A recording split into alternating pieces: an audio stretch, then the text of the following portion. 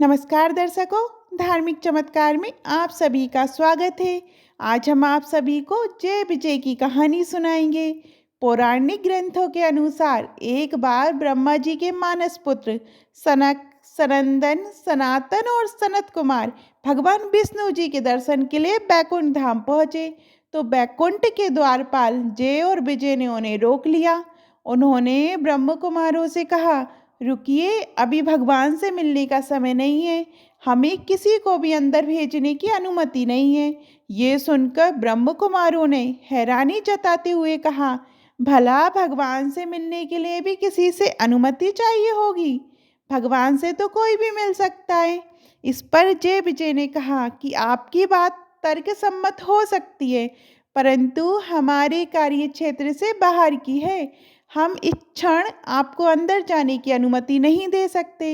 इस बात से क्रोधित होकर सनक आदि ब्रह्म कुमारों ने जय विजय को धरती पर जन्म मरण के बंधन में गिरने का श्राप दे दिया और वहां से चले गए। ये श्राप पाकर जय विजय जोर जोर से रोकर विलाप करने लगे। तभी भगवान विष्णु जी वहां आ गए और उन्होंने जय विजय से विलाप का कारण पूछा। जय विजय ने भगवान को पूरी बात विस्तार पूर्वक बताई। भगवान विष्णु जी ने उनसे कहा कि मैं श्राप को शून्य तो नहीं करूँगा, क्योंकि इससे श्राप देने वाले का एवं उसके तप का अनादर होगा और कर्म चक्र भी बाधित होगा, परंतु तुम अपने स्थान पर अपना कार्य का वहन कर रहे थे, इसलिए मैं तुम्हें श्राप से शीघ्र मुक्त होने के दो उपाय बताता हूँ।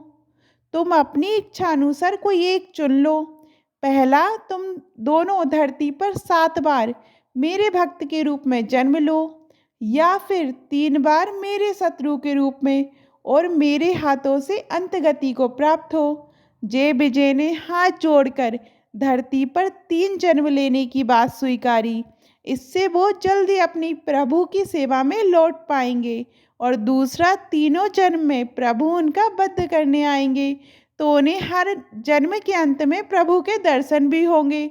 भगवान विष्णु जी उनकी भक्ति देखकर मुस्कुराए और उनकी इच्छित 3 जन्मों के लिए तथास्तु कहकर चले गए। इसके बाद जय विजय अपने पहले जन्म में हिरण्यकश्यप व हिरण्याक्ष नाम के दैत्य बने। जब हिरण्याक्ष ने एक बार धरती को उसकी कक्षा से बाहर खींचकर ब्रह्मांडीय सागर में छिपाने का प्रयास किया था, तब भगवान विष्णु ने वराह अवतार लेकर उनका वध किया और धरती को पुनः उसके स्थान पर स्थापित कर दिया। अपने भाई की मृत्यु से हिरण्यकश्यप को बहुत क्रोध आया और ब्रह्मदेव से कई तरह के वरदान पाकर वह स्वयं को अमर समझने लगा और भगवान की सत्ता को नीचा दिखाने का हर संभव कार्य करने लगा। यहाँ तक उसने अपने नारायण भक्त प्रहलाद को भी सताना शुरू कर दिया।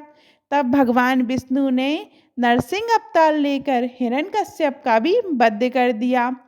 फिर जय विजय अपने दूसरे जन्म में रावण और कुंभकर्ण बने। इस जन्म में रावण लंका का राजा था और कुंभकर्ण उनका भाई। तब प्रभु ने अयोध्या के राजा दशरथ के यहाँ पुत्र राम के रूप में जन्म लिया और प्रभु श्री राम ने रावण और कुंभकर्ण का वध किया। तीसरे जन्म में जय विजय शिशुपाल व दंत वक्र के रूप में जन्मे। इनके जन्म के समय नारायण अपने पूर्ण रूप में भगवान श्री कृष्ण बन धरती पर आए। भगवान श्री कृष्ण के बुआ के पुत्र के रूप में जन्मे थे शिशुपाल और दंत वक्र। भाई होने के बाद भी ये दोनों भगवान श्री कृष्ण से बैर रखते थे और प्रभु को शत्रु मानते थे। इनके बुरे कर्मों के चलते इस जन्म में श्री हरि ने इनका वध किया। इस प्रकार ये दोनों तीनों जन्मों तक प्रभु के शत्रु के रूप में जन्मे और प्रभु के हाथों मुक्ति के बाद वे पुनः जय विजय के रूप में वैकुंठ लोक लौट आए। आपको जय विजय की ये कहानी कैसी लगी, कमेंट में ज़रूर बताइएगा। और अभी तक आपने हमारे चैनल धार्मिक चमत्कार को सब्सक्राइब नहीं किया है तो सब्सक्राइब करिएगा। धन्यवाद।